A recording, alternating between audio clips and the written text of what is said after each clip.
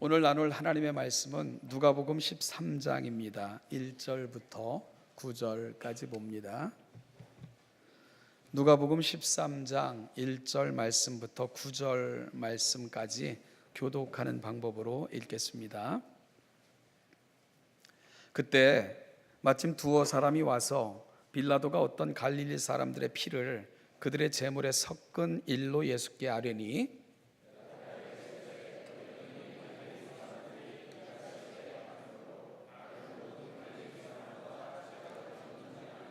너희에게 이르노니 아니라 너희도 만일 회개하지 아니하면 이와 같이 망하리라.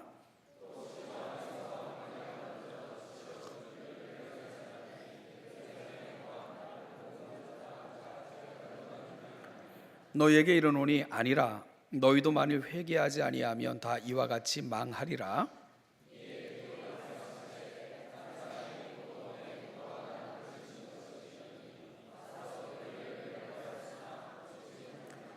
포도원지기에게 이르되 내가 3년을 와서 이 무화과 나무에서 열매를 구하되 얻지 못하니 찍어버리라. 어찌 땅만 버리게 하겠느냐.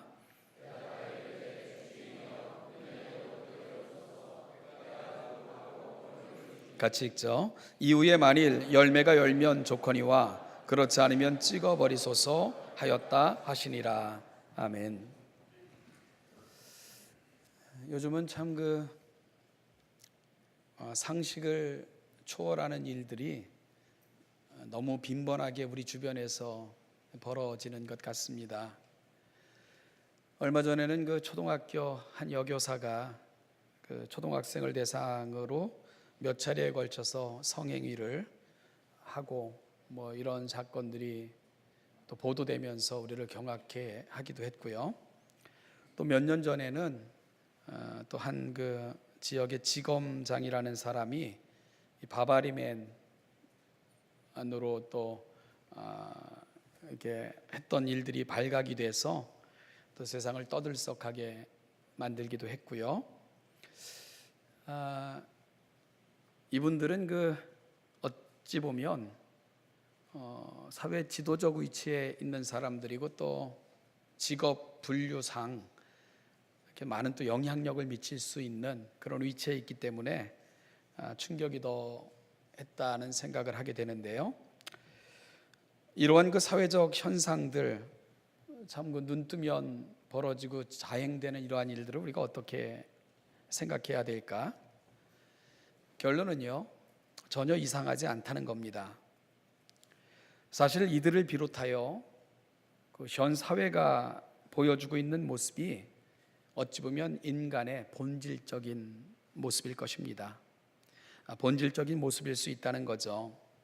누가 잘 안 들키고 좀 더 잘 감추고 스스로를 감쌀 줄 알고 조금 더 절제하고 사느냐의 문 차이이지 그들과 우리가 특별히 다르다거나 우리가 그들보다 특별히 나을 것이 있다거나 사실은 그렇지도 못합니다. 그래서 근본에 우리 교단 교역자 수련회 때 오신 강사는 자신이 인간에 대해서 깨달은 바를 별 수 없는 인간이라고 표현을 했고요.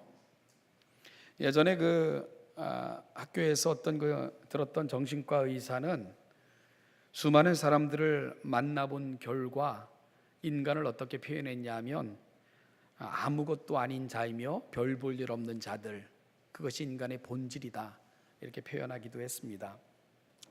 저는 나름대로 제가 가지고 있는 인간에 대한 정의는 거기서 거기라는 것이 오랫동안 제 자신과 또 살면서 경험했던 인간의 본질이라는 생각을 해보곤 합니다.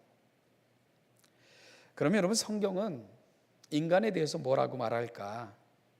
오늘은 성경에서 말하는 인간의 본질에 관한 부분을 좀 함께 살펴보면서 오늘을 사는 우리의 가장 중요한 가치가 뭘까?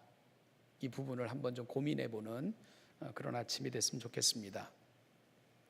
첫째로요, 성경에서 인간 이해에 대한 기본, 성경에서 볼 수 있는 인간 이해에 대한 기본은요, 모든 사람은 죄인이라는 인식입니다. 모든 사람은 죄인이다. 오늘 본문에는 두 가지 사건이 소개되고 있죠. 하나는 갈릴리로부터 온 사람들이 예수님께 전한 소식이고요. 다른 하나는 예수님께서 예로 드신 사건입니다.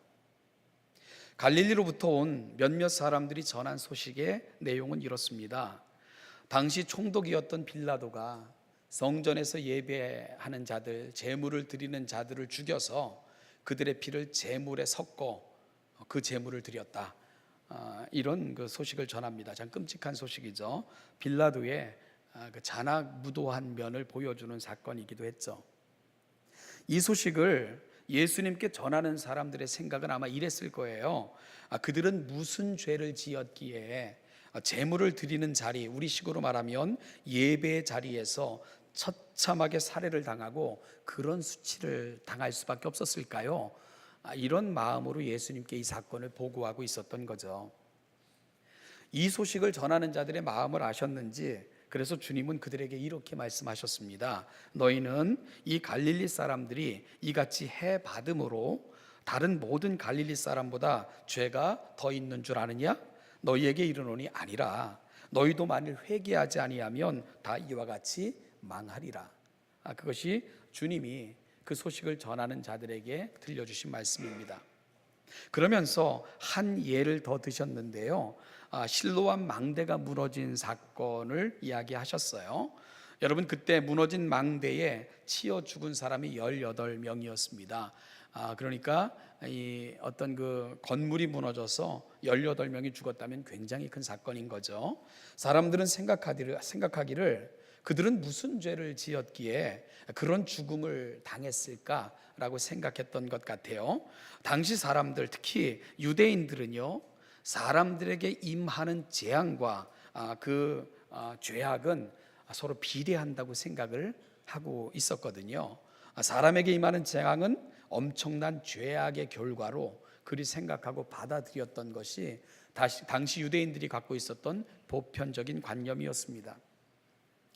이와 같은 유대인들의 모습은 요한복음 9장 1절에서도 잘 보여지고 있는데요. 예수님께서 제자들과 함께 길을 가실 때에 날 때부터 맹인된 사람을 만나게 됩니다. 그러자 제자들이 예수님께 이렇게 물었죠. 선생님, 이 사람이 맹인으로 태어난 것이 누구의 죄 때문입니까? 자신의 죄입니까? 아니면 부모의 죄 때문입니까? 이렇게 질문했어요. 사람의 불행과 재난을 죄의 문제로 생각하는 유대인들의 생각을 잘 보여주는 부분인 거죠. 이 고난의 문제를 다루고 있는 유명한 책이 있습니다. 바로 구약의 욥기라는 책이죠. 욥기서를 볼 것 같으면 욥의 비보를 듣고 달려온 그 욥의 친구들이 한결같이 욥에게 했던 이야기가 뭡니까? 회개하라는 거죠.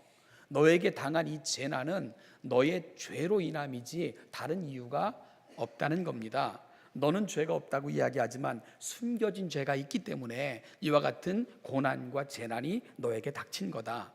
심지어 너의 자녀들이 죽은 것은 그들이 네가 알지 못하는 사이에 지은 그 큰 죄로 인함인 것을 네가 어찌 모르느냐. 그러니까 위로하러 달려와서는요, 사실 염장을 지르는 그런 얘기들을 친구들이 계속 하고 있는 거죠. 그저 손잡고 울어줬으면 좋을 뻔했는데 나름대로 온갖 지식을 동원해서 사람을 더 비참하게 만드는 그런 일들을 욥의 친구들이 하고 있었던 겁니다. 이것이 어찌 보면 팽배해 있었던 당시 사람들의 관념이었습니다. 여러분, 그런데요, 이런 관념이 그 시대 사람들만의 이야기일까요? 아니요, 우리도 그렇지 않은가요? 이런 생각에 저와 여러분들도 얼마나 익숙한지 몰라요. 암암리에 고난이 끊임없이 닥치고 여러 가지 어려움을 당하는 사람들을 보면 어떤 종교에서는 그들의 업보라고 그렇게 이야기하기도 하고요. 조상들의 죄가 자신들의 자녀의 삶에 영향을 미친다고 이야기하며 기륭화복도 조상들의 죄 이런 데서 찾는 그런 그 사상에 저와 여러분들이 얼마나 익숙합니까? 심지어 기독교에서조차요, 한때 유행했던 가게에 흐르는 저주를 끊어라, 그러면서 지금 네 가정에 문제가 있는 것, 잘못된 것은 지은 과거의 죄들 때문이고 숨겨진 죄들 때문이다, 뭐 이렇게까지 이야기하며 책으로 내기도 하고요. 이 책을 교재로 해서 성경 공부를 하기도 했던, 아주 말도 안 되는 이상한 짓들을 했던 그러한 사람들도 있었죠. 어찌 보면 이러한 것들을 종합해 보면 세상은요, 정죄하고 판단하고 그리고 비교적 의, 다른 사람과 비교하여 그래도 나는 좀 나니까 하는 나의 의의를 드러내고 싶어하는, 그래서 드러내고 싶어 안달인 것, 그것이 어찌 보면 못난 우리들의 모습이고 세상의 가치관이고 세상이 요청하고 주도한 우리의 관념이라는 생각을 해보게 됩니다. 그런데 주님의 생각은 어떻죠? 한마디로 거기서 거기라는 겁니다. 어느 누구도 다른 사람과 비교해서 자기의 의의를 주장할 수 있는 사람은 없다는 겁니다. 빌라도로부터 죽임을 당한 자나 실로암 망대가 무너져 깔려 죽은 18명도 그곳에 서 있는 그 어떤 사람보다 죄가 더해서 그런 것이 아니라는 것을 예수님께서는 분명히 말씀하셨습니다. 모든 사람은 죄인입니다. 아무리 부인하고 발버둥쳐도 이 사실은 변하지 않습니다. 이것이 어찌 보면 성경에서 말하는 인간 이해에 대한 기본적인 전제입니다. 여러분, 성경에서 이렇게 말하는 것, 이 사실을 제가 증명해 드릴까요? 왜 이렇게 하는 것이 맞습니까? 모든 사람은 죽기 때문입니다. 이것이 성경에서 말하는 인간에 관한 이해의 두 번째 국면인데요, 죄의 싹은 사망이다. 성경의 절대적 명제입니다. 그래서 모든 사람은 죽죠. 그래서 모든 사람은 죄인인 것입니다. 어찌 보면 이것은 모두가 가는 길이죠. 중국을 최초로 통일했던 황제가 누굽니까? 진시 황제죠. 13살 때 왕이 되어 이룬 것이 너무나도 많았던 그런 왕이 진시황입니다. 그러니까 아깝죠, 그죠?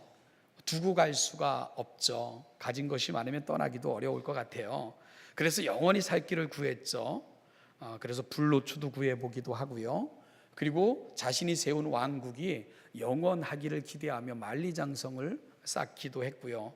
그거 쌓기 위해 얼마나 많은 사람들이 죽었을까 생각을 해보면 참 끔찍하다는 생각을 하게 됩니다. 그런데 불로초도 구하고 영원히 살기를 구하고 만리장성을 쌓으면서 그 제국이 영원하기를 소망했던 진시황, 몇 살에 죽었는 줄 압니까?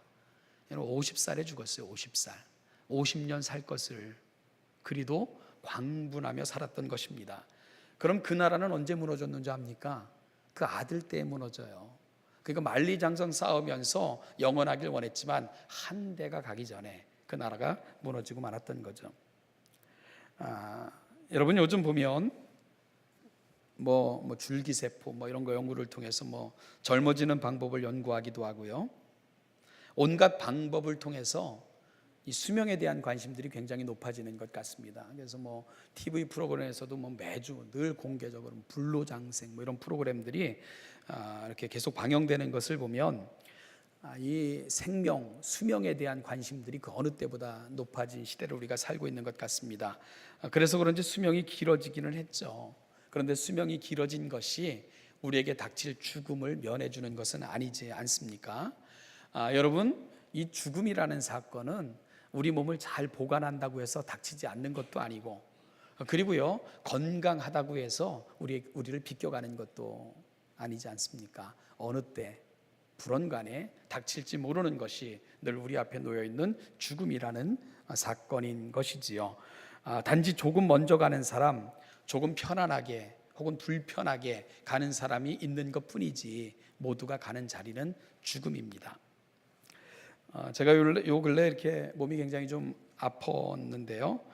잠을 이루지 못할 정도로 이렇게 통증도 있고 수면제를 먹고 자기도 하고 그래 보면서 참 우리 성도들 이번에 여선교회 수련회 때 기도 제목을 쭉 받아보니까 이게 아프고 힘드신 분들이 너무너무 많더라고요. 그래서 이 하루하루를 고통 가운데, 이 통증 가운데 보내시는 분들의 그 아픔이 얼마나 클까 하는 것에 대해서 좀 더 깊이 생각하며 기도하는 그런 시간이 됐었는데요.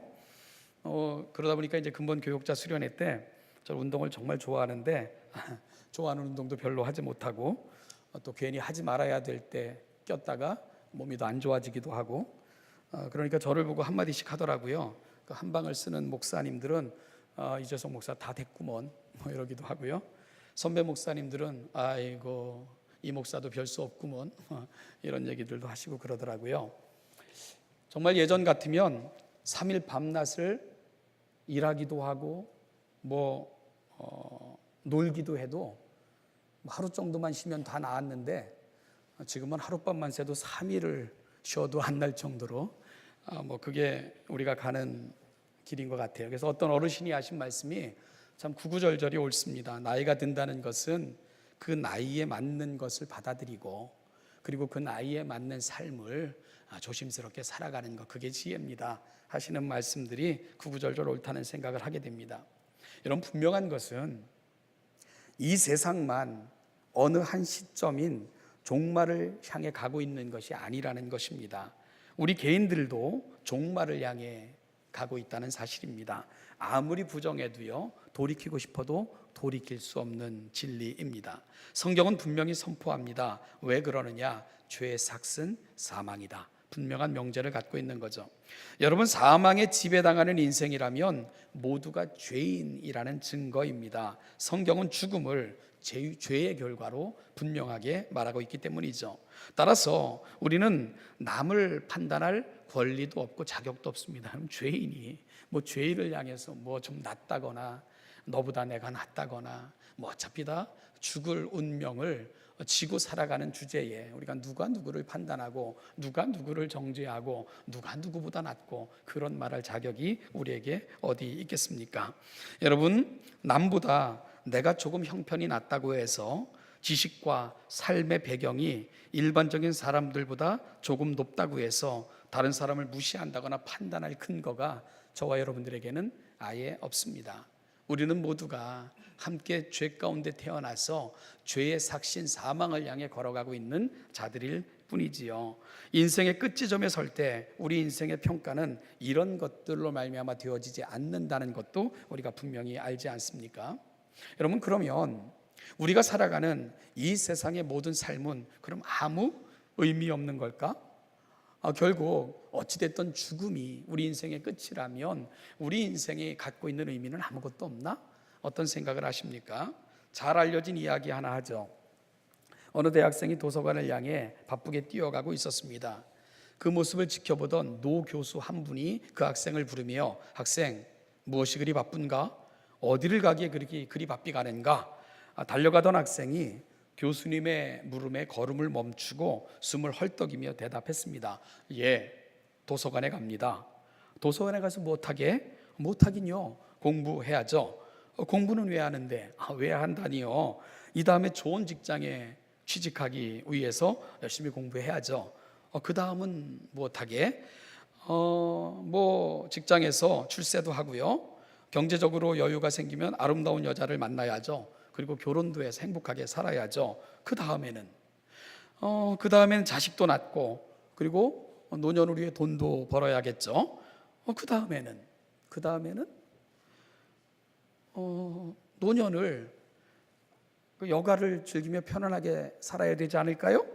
그 다음에는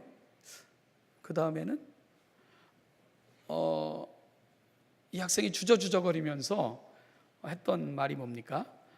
그 다음에는 죽겠죠.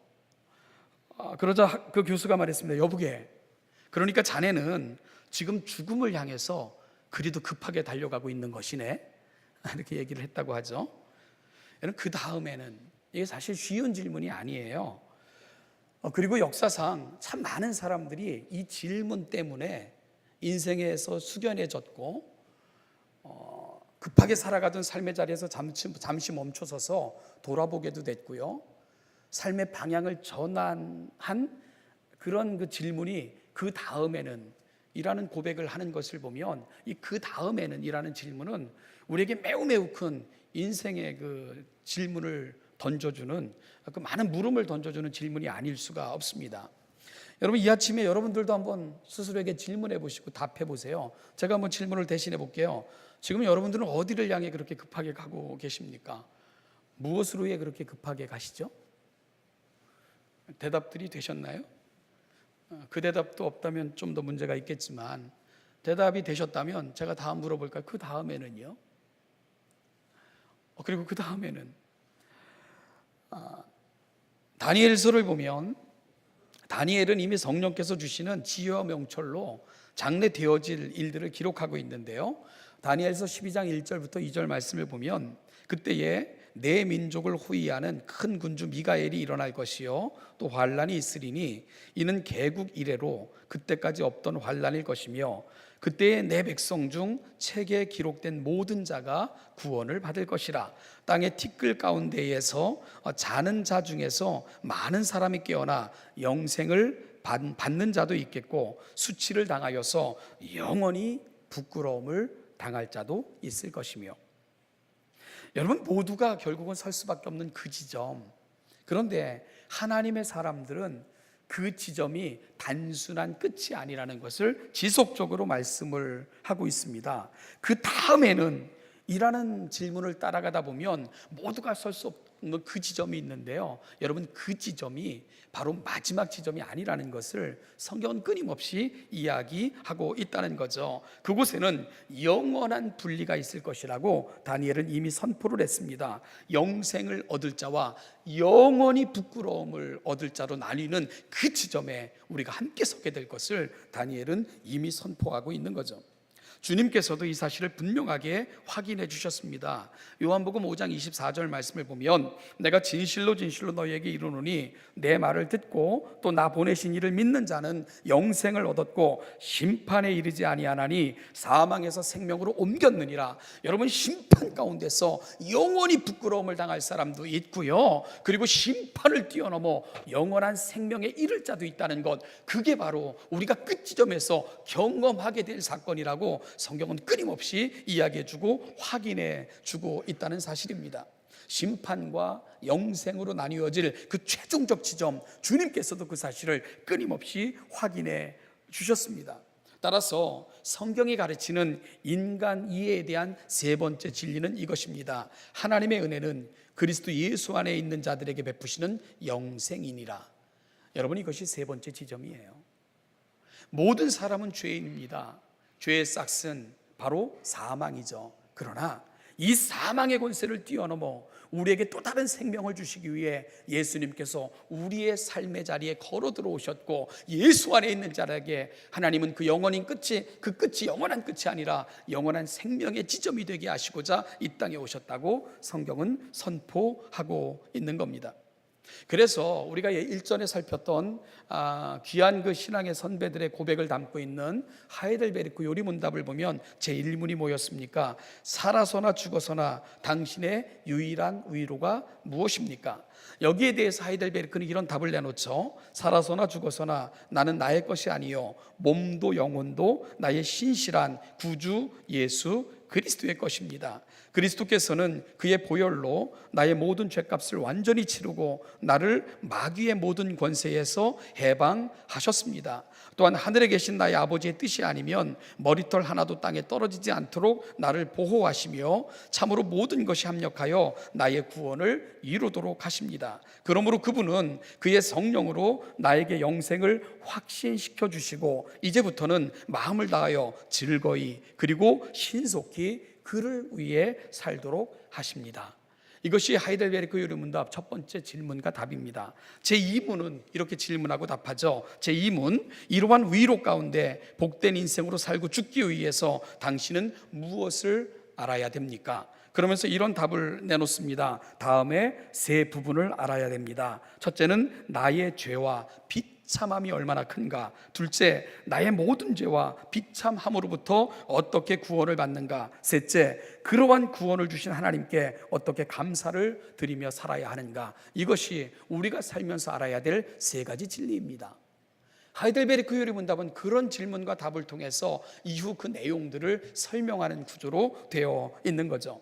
여러분, 첫 번째, 두 번째 질문과 답을 종합해 보면요, 나의 죄와 비참함은 영원한 심판과 함께 영원한 후회에 이를 밖에 없었지만 그리스도께서 그의 보혈로 나의 모든 죄값을 완전히 치르셔서 마귀와 사망의 권세로부터 구해 주셨다는 겁니다. 그러므로 마음을 다하여 즐거이 신속히 이 은혜를 주신 하나님을 위해서 살아가야 되는 것, 그것이 바로 인생의 본분이라고 하이델베르크 요리문답은 가르쳐 주고 있는 것이죠. 사랑하는 여러분, 그럼 오늘 우리가 해야 될 일이 뭘까요? 이 놀라운 구원의 은혜를 체험하셨다면, 정말 하나님의 은혜 가운데 내 인생의 끝지점에 설 때 나는 끝이 아니라 영원한 생명에 이르는 그 지점이라고 고백하시는 분들은 즐겁게 그리고 신속하게 하나님 앞에 나오셔서 그분의 뜻대로 살고자 하는 강렬한 열망과 소망으로 하나님 앞에 나아가셔야 됩니다. 여러분, 즐거이라는 것은 그리스도와 연합하여 살아가는 삶의 자리에서만 누릴 수 있는 기쁨이기 때문입니다. 그리고 이 복되고 귀한 삶을 거절하거나 미루지 말고 신속하게 나와 그리스도 예수와 연합하여 살라고 하이델베르크 요리문답은 저와 여러분들에게 권면하고 있습니다. 왜 그렇죠? 우리의 인생의 날들은요, 내가 생각하는 것만큼 보장되어 있지 않기 때문입니다.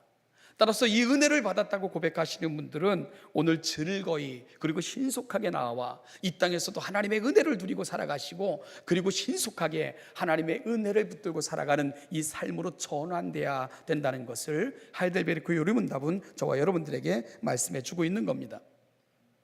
그런데 문제가 있죠. 여러분, 여기 계신 분들 중에 여전히 놀라운 구원의 은혜를 확신하지 못하고 그저 교회에 오고 가는 분들이 계시다면, 오늘 하이델베르크 요리문답은 저와 여러분들에게 아주 중요한 도전을 주고 있는 것입니다. 그게 뭘까요? 신속하게 그리스도 예수 앞으로 나아오시라는 겁니다. 그리고 예수 그리스도 안에서 주어지는 그 풍성한 은혜 속에서 이 영생의 복과 은혜 가운데 거하라고 오늘 하이델베르크 요리문답은 저와 여러분들을 초청하고 있는 겁니다. 여러분, 왜 신속히 나와야 되는 줄 아십니까? 다시 말씀드리지만 우리 인생의 날들은 내가 생각하는 것만큼 정해져 있지 않기 때문입니다. 도적같이 주님이 오시면 언제든지 나의 삶의 자리에서 떠나 내 모든 것을 내려놓고 그분을 대면해야 되기 때문입니다. 그런데 예수 그리스도의 은혜 앞에 우리가 이르지 못한다면 죄의 비참함이 너무나도 크기 때문이에요. 여러분, 그래서 하이델베르크 요리문답도 그 이야기를 하지 않습니까? 우리가 알아야 되는 것 중에 가장 중요한 것이 뭡니까? 나의 죄와 비참함이 얼마나 크다는 것을 우리가 알아야 된다. 여러분, 다니엘서의 이야기를 다시 보면 영원한 후회, 영원한 아픔, 우리가 지난주에 다뤘던 누가복음 16장에 나오는 그 부자의 후회처럼 나사로를 보내서 이 후회에 이르지 않도록 내 형제들을 좀 권면해달라는 그 안타까움에 이르지 않기 위해 우리는 신속하게 그리스도 예수 그 은혜 앞으로 달려나가야 됩니다. 죄의 비참함이 얼마나 크다는 것을 여러분 알아야 돼요. 마귀는 죄를 도구 삼아 죄를 지은 자들을 그 영원한 후에 영원한 끔찍한 그 단계로 이끌 것이기 때문에 그렇습니다. 죄는요, 이 땅에서도 우리의 즐거움을 빼앗습니다. 그리고 결국은 영원한 후회로 이끄는 거예요. 죄는 우리의 일상의 삶의 자리에서는 끊임없이 남과 나를 비교하는 인생, 잘못된 비교를 통해 허접한 의의를 주장하게 만들고요, 조금 다름으로 다른 사람을 정죄하고 판단하는 어리석은 인생의 길로 이끕니다. 그러면 뭐가 사라지는 줄 압니까? 즐거움이 사라지는 거예요. 즐거움이 사라집니다.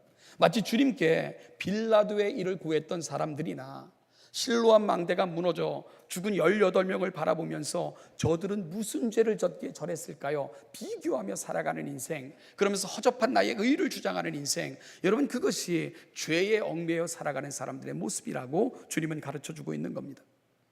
나보다 조금 못한 사람들에 대해서는 그렇게 무자비하고 나보다 조금 나은 사람들에 대해서는 그렇게 비굴함. 여러분, 죄 가운데 죄의 지배를 받는 사람들은 이 땅에서도 비참해요. 끊임없이 비교하면서 조금 나은 척하고 조금 나은 사람 앞에서는 비굴해지고, 이게 죄가 주관하는 인생이 가는 길이라고 주님은 말씀해 주고 있는 겁니다. 주님은 이런 인생들에게 6절 이하에서 무화과 나무의 비유를 들려주셨습니다. 포도원 주인이 포도원지기에게 포도 열매를 구했지만 얻지 못하자 찍어버리라, 그렇게 명합니다. 땅만 버린다는 이유에서였죠. 그러자 포도원지기가 사정을 합니다. 1년만 기다려 주십시오. 그럼에도 불구하고 열매가 없다면 그때 찍어버리십시오. 여러분 유예된 것입니다. 심판이 유예가 된 거예요. 마지막 날이 없는 것이 아니라 하나님의 은혜의 유예 기간, 그것이 바로 저와 여러분들이 살아가는 이 시대라는 것을 분명히 알아야 됩니다. 왜 심판이 유예되고 있는 줄 압니까? 우리를 부르시려는, 우리를 향해 그 구원으로 초청하시려는 하나님의 간절한 소망, 그 소원으로 말미암아 이 시대의 심판이 유예되고 있다는 것을 여러분들은 기억해야 됩니다. 여러분, 유예된 심판, 여전히 우리를 향해 기다리고 계신 예수 그리스도, 그래서 주님은 너희들도 회개하지 않으면 그 영원한 심판에 이를 수밖에 없다는 것을 기억하여야 된다. 끊임없이 그 자리에 있는 사람들에게 남과 비교하여 의를 얻고 나는 괜찮다고 그렇게 스스로를 무마하는 사람들에게 회개를 요청하시며 예수 그리스도 그 은혜 앞으로 나올 것을 강력하게 요청하고 계신 것입니다. 사랑하는 신원예담교회 성도 여러분, 아들을 보내시면서까지 사랑하신 그 사랑 앞에 오늘 저와 여러분들 신속하게 나아가시기를 축복합니다. 그리고 그 은혜 가운데서 오늘 우리 가운데 주시는 그 놀라운 은혜를 붙들고 이 땅에서도 내게 주신 은혜를 감사히 여기며 즐거이 여기며 신속하게 하나님을 위한 삶을 결정함으로 말미암아 이 땅에서도 주께서 주시는 기쁨을 누리시고 영원한 나라에서 진정한 기쁨을 누리시는 우리 신원예담교회 모든 성도들 되시기를 주님의 이름으로 축복합니다. 기도하겠습니다. 하나님 아버지, 은혜와 사랑을 감사합니다. 이 아침도 하나님의 은혜 가운데서 우리를 부르셔서 이 자리까지 인도하여 주심에 감사합니다. 하나님 아버지, 종말이 없는 것이 아니라, 마지막 날이 우리에게 임하는 것이 아니라, 임하지 않는 것이 아니라 불어잇고 살아가며 영원한 것처럼 착각하는 인생들, 오늘 말씀을 통해서 우리의 실존과 본질을 깨닫게 하시고 오늘 내가 살아있는 동안 해야 될 일과 오늘 주께서 요청하시고 원하시는 것이 무엇인가를 분명히 깨닫고 그 은혜 앞으로 나아가는 하나님의 거룩한 백성들 되게 하여 주시옵소서. 신속하게 우리가 즐거이 하나님 앞에 나아가 그 구원의 은혜를 경험하고 이 땅에서도 은혜를 누리며 영원한 기쁨에 참여하는 하나님의 거룩한 백성들 다 되게 하여 주시옵소서. 감사드리며 예수님의 이름으로 기도하옵나이다. 아멘.